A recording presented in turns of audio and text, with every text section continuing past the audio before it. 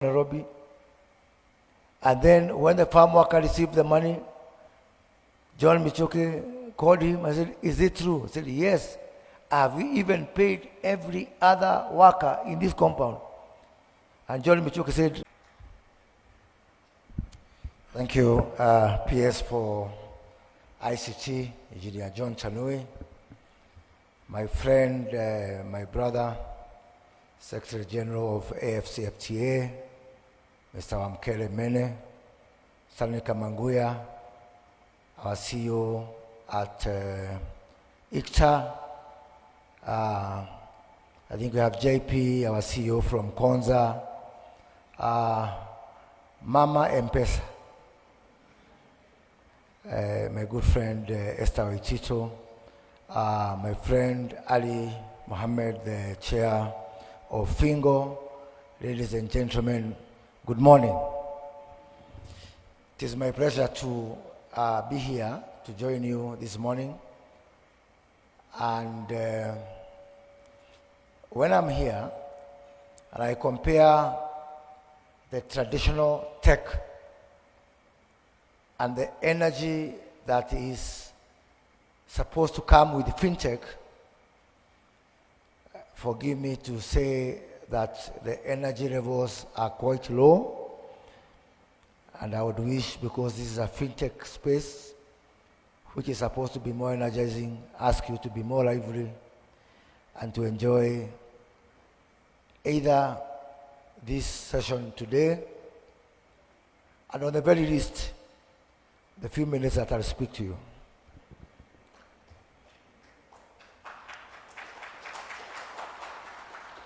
We all know that technology is not only the next big differentiator between the old economy and the new economy, particularly in Africa, but more specifically, Kenya has decided to take a deliberate journey towards the realization of technology as a major driver for the socio-economic transformation that the William Ruto government is embarking on. And we've made a lot of deliberate decisions. Just last year, we were suffering and we were struggling with some laws within our statutes, particularly on ownership within the technology space. And I am very pleased to say that as of today, we have knocked down all barriers for entry, for tech investors, for hosting services, for any sphere within the tech value chain, like was the case before. We have continued to take very liberal approaches as a country on matters technology. I remember John Michoke, the late, and may Lord rest his soul in peace. He once told me of a story of how he licensed Mpesa. He was the Minister for Finance when Mpesa was licensed. So somebody went from Safaricom and challenged John Michoke that you can send money through your phone. And John Michoke, he was not a very easy man to deal with. So he almost drew out the person from Safaricom. And when the person insisted, John Michoke said, "Give me that phone," sent money to his farm worker in Kangema, somewhere not very far from Nairobi. And then when the farm worker received the money, John Michoke called him and said, "Is it true?" He said, "Yes. Have we even paid every other worker in this compound?" And John Michoke said, "Bring that paper." And that's how he licensed Mpesa.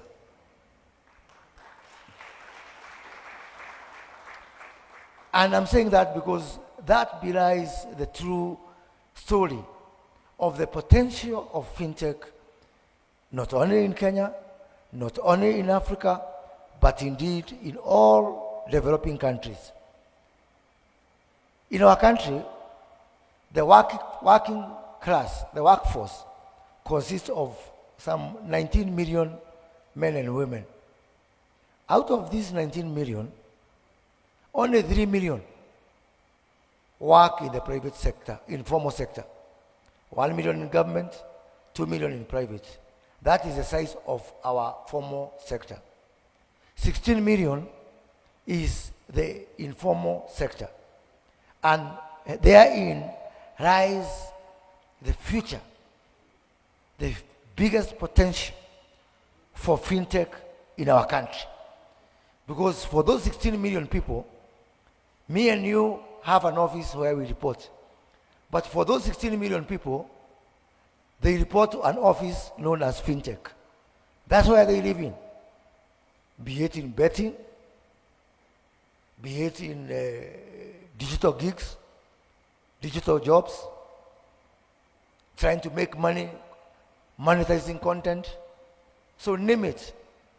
You'll find in our country some old lady who cannot speak English or Swahili, but they know how to use Mpesa.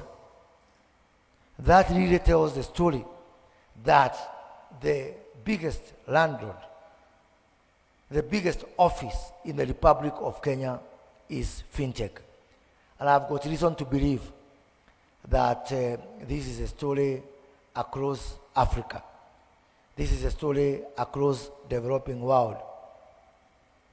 When we come up with solutions, our fintech solutions are most likely to be uptaken by our people because of the disproportionate size of the informal sector. I was just telling somebody yesterday, much as whatever happened in Bangladesh, people have different opinion. It is a fintech man, Mohammed Yunus of Grameen Bank, who is now the acting president of Bangladesh, put into power by the people. That is the power of fintech. That when we come with solutions which are specific, which are targeted, which are realistic to where the bulk of the population is, then we start to win.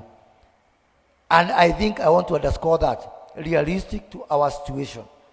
Because I am a widely traveled person, and I've worked in this space, in both financial space and technology space, across all continents of this world. And I can tell you that if Kenya chose to pick from the shelves of models that were existing before, then I think that we could not have made a major endeavor and the progress that we made here. So let me conclude by saying that the government is very much committed to supporting fintech.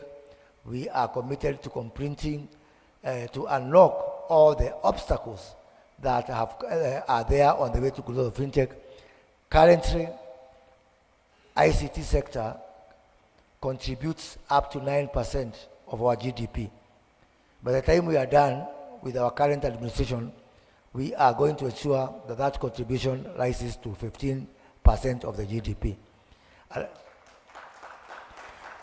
We are also working with our capital markets to unlock all the challenges of capital raising with our capital markets. So the next time you hear of a stock market, a complete NASDAQ for fintechs, dedicated for fintechs in Africa, it is going to be in Kenya, so that you can start to integrate fintechs to be able to attract capital using the capital markets. The incentives we are providing through our Kwanza city, where you can get access to up to 50% of power in Kenya, where you can get the best broadband, the best connectivity. The connectivity you can get in Kwanza city is as good as the connectivity you can get at the landing point of the submarine fiber in Mombasa. right in the interior of the country. So I hope that the next time I meet all of you physically, we'll meet you at the Kwanza. And I hope that the next time we all meet trying to help our fintechs is when we join Kenya, where the whole of Africa says, because Kenya has taken a lead to set up, a digital stock market to assist our fintechs to be able to raise capital so that we can grow together. Thank you, and I wish you very good deliberations. Thank you.